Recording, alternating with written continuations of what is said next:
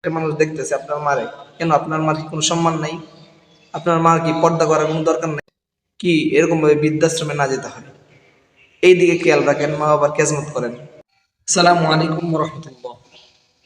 কেমন আছেন সবাই? আশা করি সকলেই ভালো আছেন। আসলে কি, মা কথাটা এত হালকা যে আমরা যাই ইচ্ছে তাই করতে পারবো। আজ আমরা দেখতে পেয়েছি কিছু কন্টেন্ট ক্রিয়েটাররা যারা কি করতেছে, মা দিবসে মাকে এনে এরকম ভাবে লাইভে তারা উপস্থিত করতেছে, মা দিবসে মার মহাব্বত তুলে ধরতেছে। আসলে বিষয়টা কি এরকম নাকি?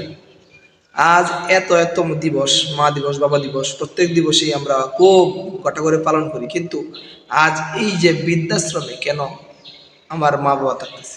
আমার কথা হইতেছে এটা, আমরা এত মহাব্বত করি, এত ভালোবাসি, যারা করতেছি তাদের মানে ক্যারেক্টারের লুকেই যাদের মা বাবা আজ বৃদ্ধাশ্রমে।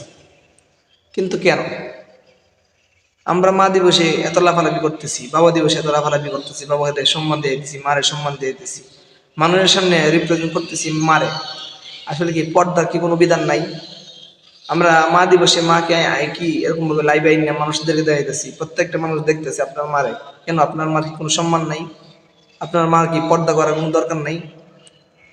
আপনার যদি ন্যূনতম কোনো বোধ থাকতো অন্তত, হ্যাঁ মাকে ভালোবাসেন, আমরাও তো আমাদের মা মা বাবাকে ভালোবাসি, কিন্তু এভাবে লাইভে রিপ্রেজেন্ট করার কোনো দরকার নেই।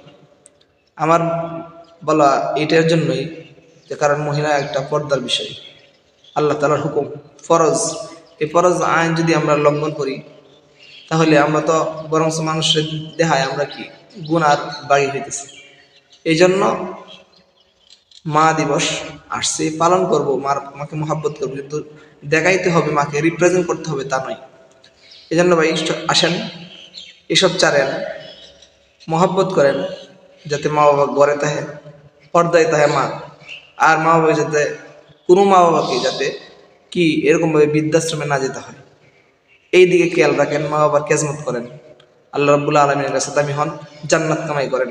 আসসালামু আলাইকুম রহমতুল্লাহ।